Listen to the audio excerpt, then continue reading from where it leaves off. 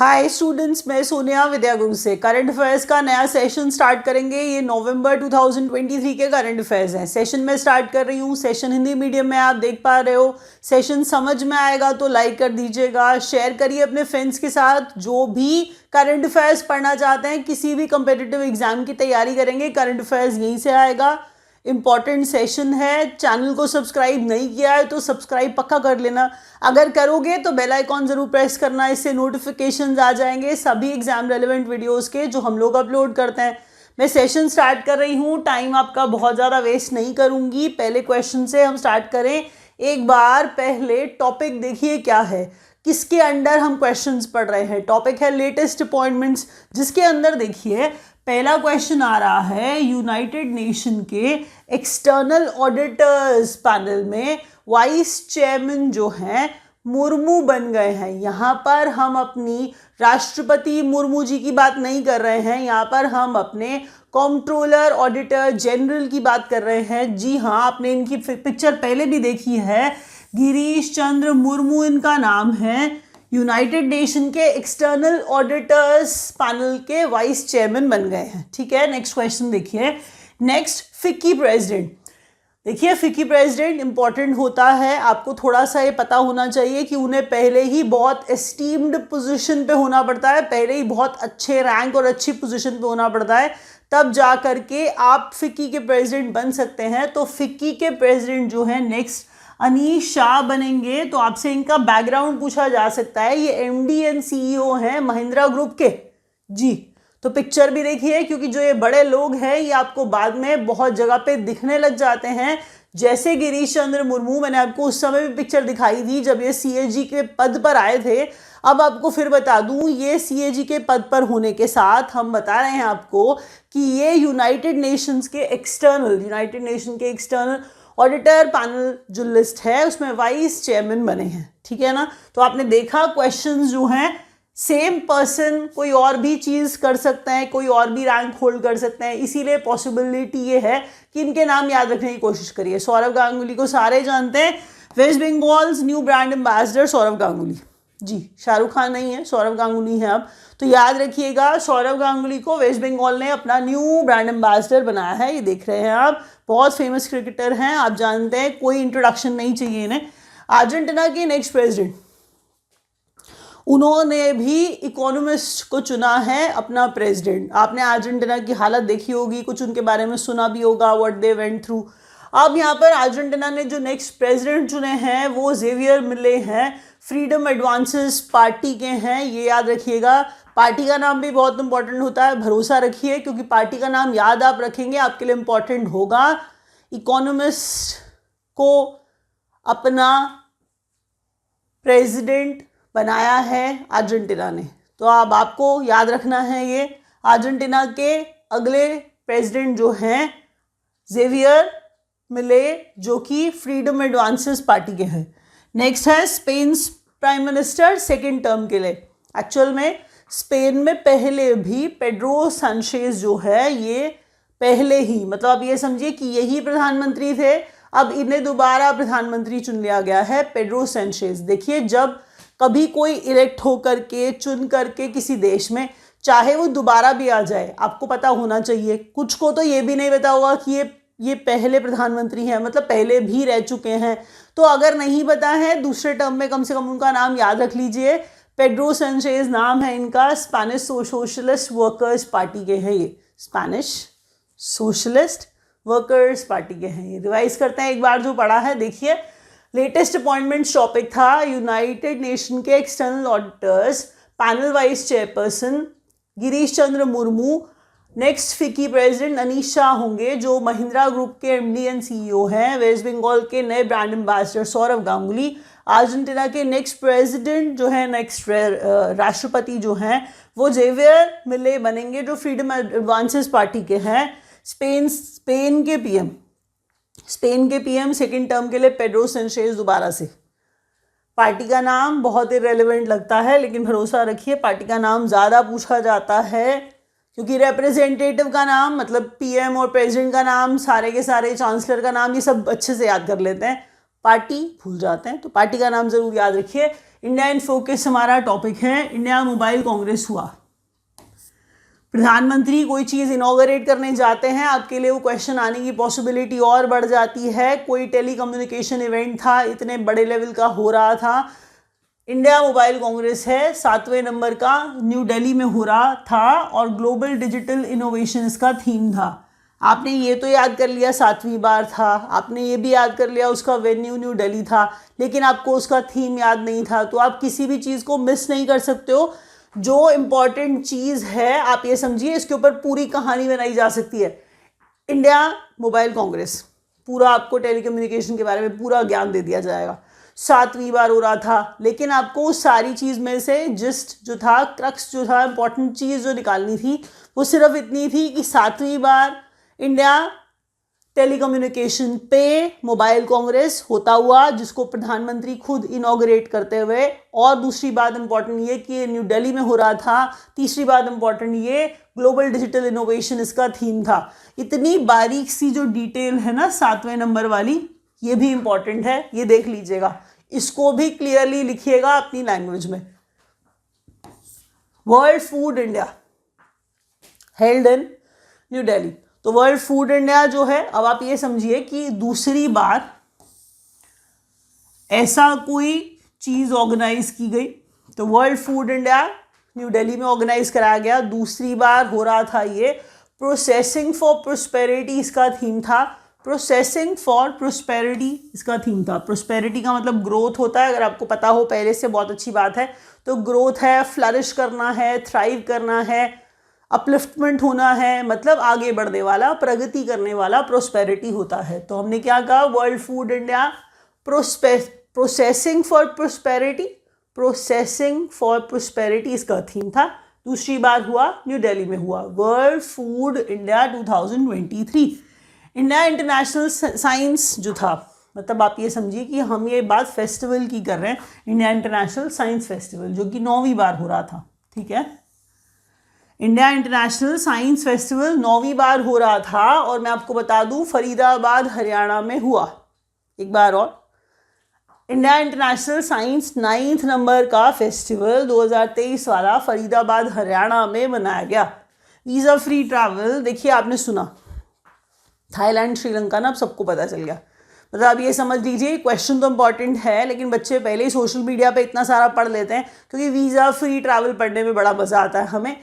Next आपको लगेगा कि अब वियतनाम भी दे देगा शायद, क्योंकि वियतनाम से भी कॉन्वर्सेशन चल रही है। तो अभी जो दिया है, जो हुआ है, उसकी बात करिए। थाईलैंड और श्रीलंका में वीज़ा फ्री ट्रैवल कर सकते हैं इंडियंस, और सिर्फ इंडिया की बात नहीं हो रही है, बहुत सारी कंट्रीज़ को उन्होंने, मलेशिया, चाइना, बहुत सारों को उन्होंने वीज़ा फ्री ट्रैवल कर दिया है। तो वीज़ा फ्री ट्रैवल्स इंडियंस के लिए थाईलैंड और श्रीलंका।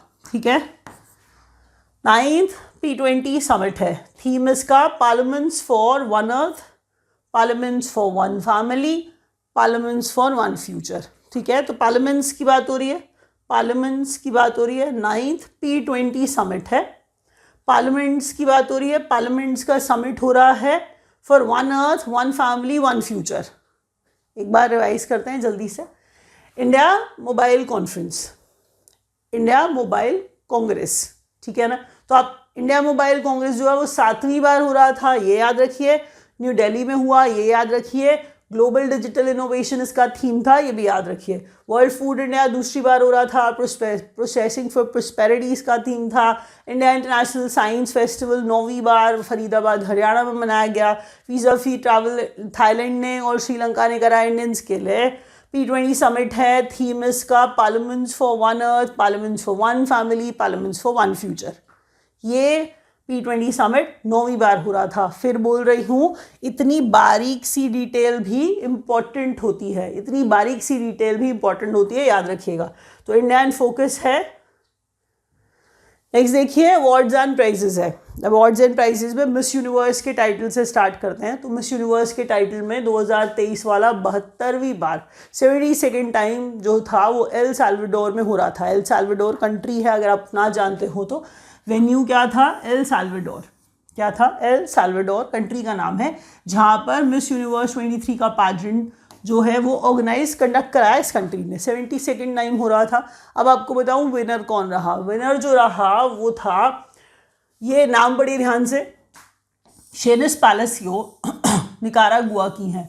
तो आपको निकारागुआ का कोई भी ब्यूटी पैजेंट जो है मिस यूनिवर्स में सुनने में आएगा नहीं, तो आप ये समझ लीजिए कि पहली बार निकारागुआ की फर्स्ट टाइम ऐसा हुआ कि निकारागुआ की कोई महिला, कोई फीमेल जो मिस यूनिवर्स बनी है, तो बड़ी बात है निकारागुआ के लिए।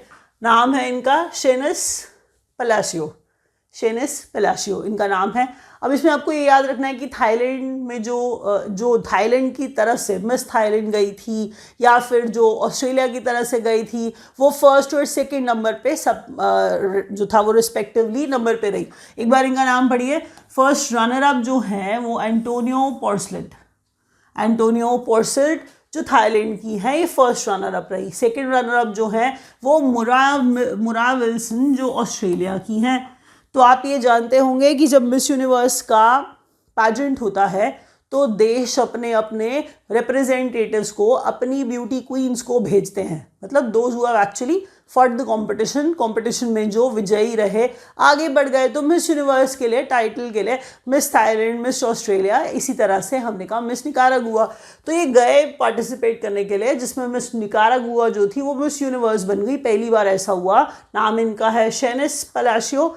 एल साल्वाडोर जो था वो होस्ट कंट्री था। 72वीं बार मिस यूनिवर्स का टाइटल कंपटीशन हो रहा था। फर्स्ट रनर अप इसमें एंटोनियो पोर्सेलिट जो थाईलैंड की और मुरा विल्सन जो ऑस्ट्रेलिया की है, सेकंड रनर अप रही। सत्यजीत रे लाइफ टाइम अचीवमेंट अवार्ड हम लोगों को सुनने में आता है, एक्चुअल में आपको बताऊं, ये जो फिल्म फेस्टिवल हो रहा था गोवा वाला, समझ लीजिए, बहुत सारी इंटरनेशनल फिल्म जो है शोकेस की जा रही थी। अब जो था सत्यजीत रे फिल्म अवार्ड जो होता है, लाइफ टाइम अचीवमेंट अवार्ड जो होता है, ये इम्पॉर्टेंट माना जाता है। 54वीं बार IFFI हो रहा था, 54वीं बार फिल्म फेस्टिवल, मतलब IFFI जो हो रहा था उसके अंदर सत्यजीत रे life time achievement award Michael Douglas, Hollywood actor हैं, आप जानते होंगे, बहुत फेमस हैं, तो माइकल डगलस को दिया गया क्या, सत्यजीत रे life time achievement award. International Emmy awards, अब आपने ये देखा होगा, इसमें आप वीरदास को और एकता कपूर को पहले ही सोशल मीडिया पे अवार्ड लेते हुए देख चुके हैं। एकता कपूर जो है वो डायरेक्टरेट वाला और वीरदास जो है वो कॉमेडी के लिए अवार्ड लेते हुए नज़र आपको आए। ये बात चल रही है इंटरनेशनल एमी अवार्ड्स की, ठीक है। इंटरनेशनल एमी अवार्ड्स, ये क्वेश्चन आपको पहले से पता होगा, आप लोग सब आजकल के बच्चे सोशल मीडिया पे बहुत एक्टिव होते हैं। तो वीरदास कॉमेडी के लिए और एकता कपूर जो है वो डायरेक्टरेट अवार्ड जो है जीत के आए, इन्हें मिला। JCB prize for literature to Perumal Murugan for firebird. अब ये JCB प्राइज है, अब आपको याद तो उसको ऐसे ही रखना पड़ेगा, लिटरेचर के लिए दिया जाता है, पेरुमल मुरुगन को दिया गया और इनका जो क्रिएशन है जिसके लिए दिया गया वो क्रिएशन है फायरबर्ड। क्वेश्चन नीचे तक इंपॉर्टेंट है, याद रखिएगा, सिर्फ मिस यूनिवर्स पढ़ के खुश मत हो जाइएगा। मिस यूनिवर्स के अलावा नीचे सत्यजीत रे लाइफ टाइम अचीवमेंट अवार्ड भी इंपॉर्टेंट है, एमी अवार्ड्स भी इंपॉर्टेंट है, और फायरबर्ड के लिए पेरुमल मुरुगन को मिला JCB प्राइज जो लिटरेचर के लिए दिया जाता है, वो भी इंपॉर्टेंट है। नेक्स्ट क्वेश्चन, नेक्स्ट पेज पे चलते हैं। अब देखिए स्पोर्ट्स अपडेट्स आपके सामने। स्पोर्ट्स अपडेट्स के अंदर नेशनल गेम्स हैं 2023, 37th टाइम होते हुए, ठीक है, दोबारा सुनिए, नेशनल गेम्स हैं, 37वीं बार हो रहे थे। कहाँ हुए? गोवा में। ये वेन्यू मैंने आपको बता दिया। नेशनल है तो इंटरनेशनल जगह थोड़ा ढूंढेंगे, नेशनल है तो कहीं यहीं पे ही हो रहा होगा, तो गोवा में हुए, ठीक है। पहले नंबर पे महाराष्ट्र, दूसरे पे सर्विसेज, तीसरे पे हरियाणा। ये टीम्स है, ये मत सोचिएगा कि क्या बोलने लग गई, सर्विसेज कहाँ से आ गया, तो दूसरे नंबर पे भी तो कोई स्टेट होगा, ऐसा नहीं है। नाम दिया जाता है, टीम्स प्ले करती हैं। अगर एक टीम का नाम महाराष्ट्र है, चलो जो महाराष्ट्र की टीम थी, तो सर्विसेज वाली भी टीम होती है। इसके अलावा स्टेट का नाम दिया हरियाणा किसी टीम को, तो इसका मतलब हरियाणा के लोग हैं। मान ली सारी बात, लेकिन सर्विसेज की कैटेगरी, सर्विस भी टीम का नाम होता है। तो जो प्ले कर रहे थे नेशनल गेम्स के अंदर, उसमें टॉप 3 का नाम आपके लिए याद करना बहुत इंपॉर्टेंट है। पहला महाराष्ट्र, दूसरा सर्विसेज, तीसरा हरियाणा। पहला महाराष्ट्र, दूसरा सर्विसेज, तीसरा हरियाणा। स्पॉन्सर भी पूछे जा सकते हैं, क्योंकि नेशनल गेम्स इंपॉर्टेंट होता है। हम इंडियंस हैं, हम भारतीय हैं, हमारे लिए नेशनल गेम्स के बारे में थोड़ा सा जान लेना अच्छा रहता है एग्जाम के पॉइंट ऑफ व्यू से। पेटीएम इसका स्पॉन्सर था, पेटीएम था इसका स्पॉन्सर, किसका? नेशनल गेम्स का, जो कितनवीं बार हो रहे थे? 37वीं बारी हो रहे थे, जो कहाँ पर हो रहे थे? गोवा में हो रहे थे। ठीक है, नेक्स्ट क्वेश्चन देखिए। बैलन डोर जो है मेंस में लायनल मेसी को, अर्जेंटीना वाले, तो लियो मेसी अर्जेंटीना वाले, बहुत वेल डिजर्व्ड, तो बैलन डोर। ठीक है, नेक्स्ट देखिए विमेंस के अंदर एटाना बोनमाटी स्पेन की हैं, ये 8th बार जो है अर्जेंटीना, मतलब ये लायनल मेसी की बात हो रही है, बैलन डोर जो है ले चुके हैं, ये आपको याद रखना चाहिए। दोबारा सुनिए, बैलन डोर देखिए आप बहुत ज़्यादा रोनाल्डो और मेसी ऑलरेडी सुनते रहते हैं ना। अब आपको एक बात बता दूं, यहाँ पर बैलन डोर जो है, अगर आप बैलन डोर की बात करें तो ये बहुत डेकोरेटेड सा अवार्ड है। आप ये समझिए कि किसी फुटबॉलर को मिले तो फुटबॉलर वैसे ही बहुत बड़ा मान लिया जाता है। तो यहाँ पे हम लायनल मेसी की बात कर रहे हैं, 8वीं बार बैलन डोर लेते हुए। विमेंस में एटना बोनमाटी जो स्पेन की हैं, इन्हें मिला बैलन डोर विमेंस वाला। India win women's Asian champions trophy, India ने क्या जीता? ये ना आपको भी थोड़े दिन पहले जब मैं जूही पढ़ा रही थी आपको कुछ लास्ट वीडियो के अंदर, तो मैंने इसकी बात की थी कि झारखंड में सोरेन जी जूही को बाहर लेके आए हैं और मैस्कट जो है वो बता रहे हैं कि एक एलिफेंट है। आपको ये बात बताऊं, ये विमेंस एशियन चैंपियंस ट्रॉफी है। ये पहले ध्यान रखिए कि मैं यहाँ पर एशियन चैंपियंस ट्रॉफी की बात कर रही हूँ, ये नहीं है कि हमने ही खेल लिया अकेले अकेले, ऐसा कुछ भी नहीं है। विमेंस एशियन चैंपियंस ट्रॉफी थी जो इस बार रांची झारखंड में ऑर्गेनाइज कराया गया, खेला गया, उसमें इंडिया जीत गया।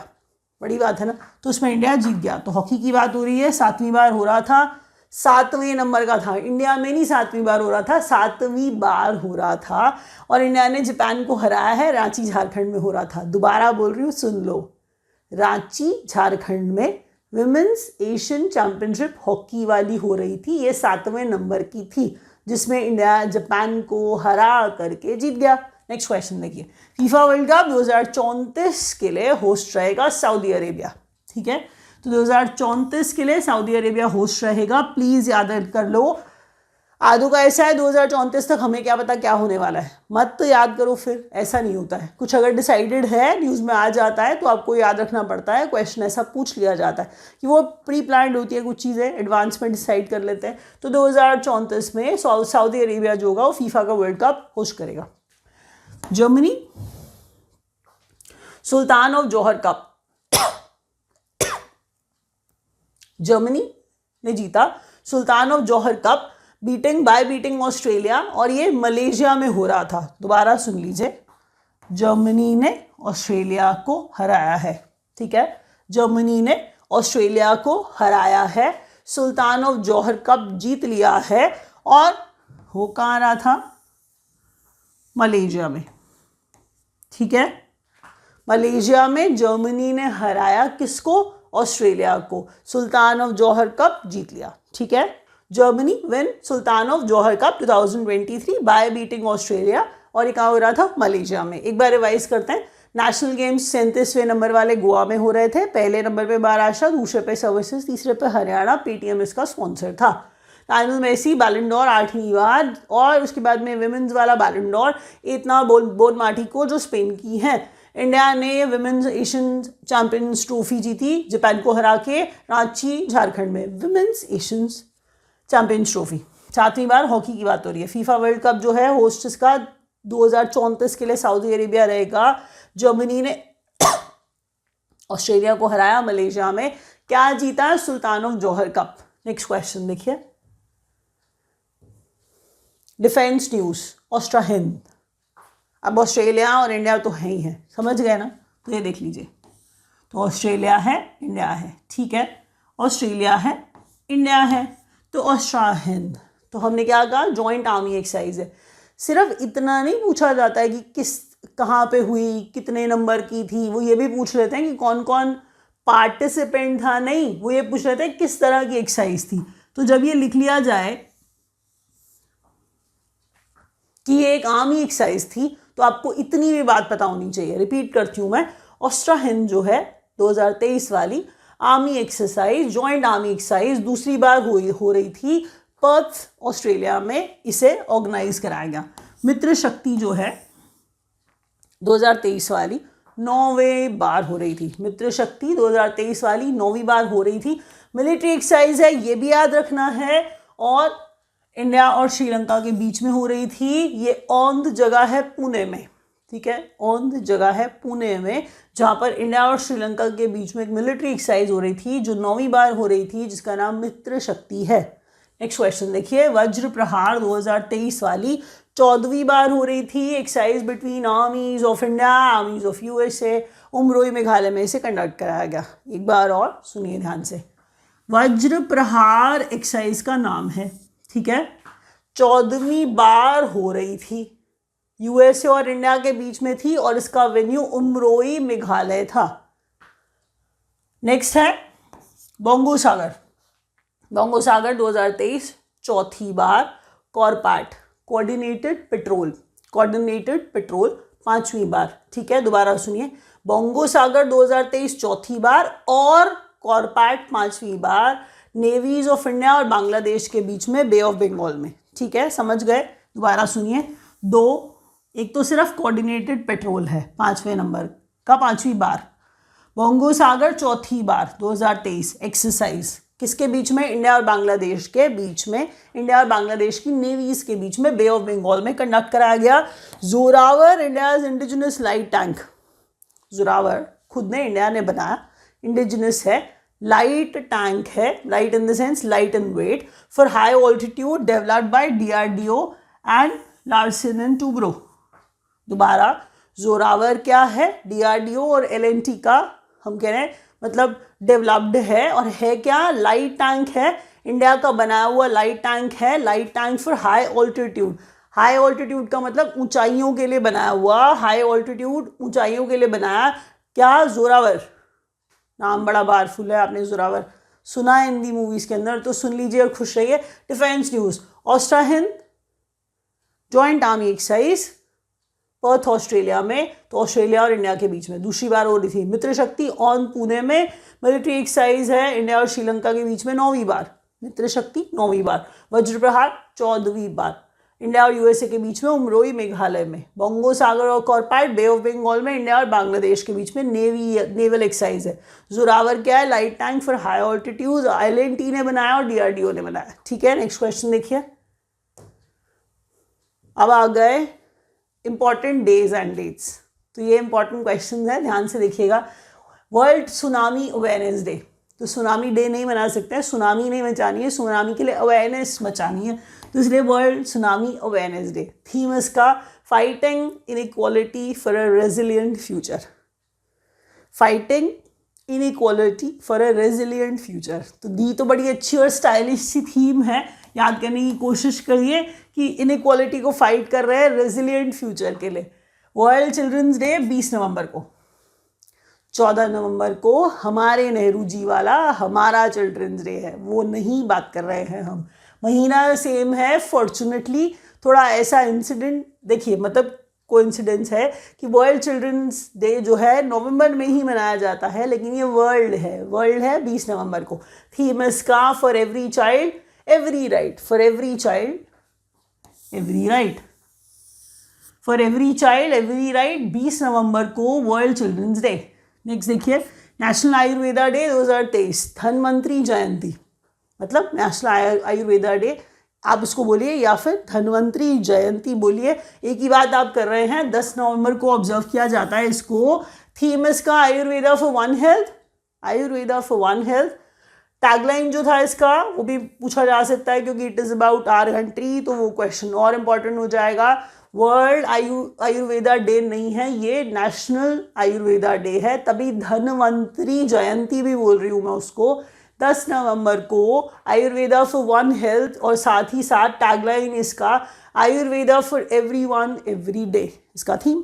तो international day for eradication of poverty 17 अक्टूबर को मनाया जाता है, जिसका थीम था decent work and social protection, putting dignity in practice for all. एक बार दोबारा देख लेते हैं, international day for eradication of poverty. फिर दोबारा बोल रही हूँ कि पॉवर्टी हटानी होती है, इसीलिए इंटरनेशनल डे ऑफ जो है वो इरेडिकेशन पे ध्यान दे रहा है, पॉवर्टी के हटाने पे ध्यान दे रहा है। तो इसीलिए international day for eradication of poverty 17 अक्टूबर को। और थीम इसका decent work social protection, decent work social protection, फिर putting dignity in practice for all.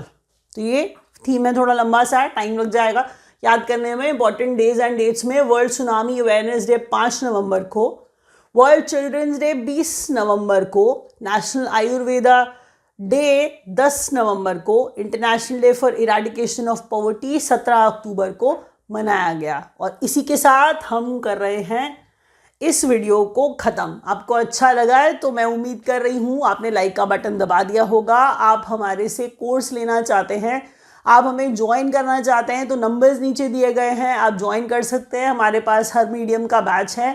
Thank you so much for watching.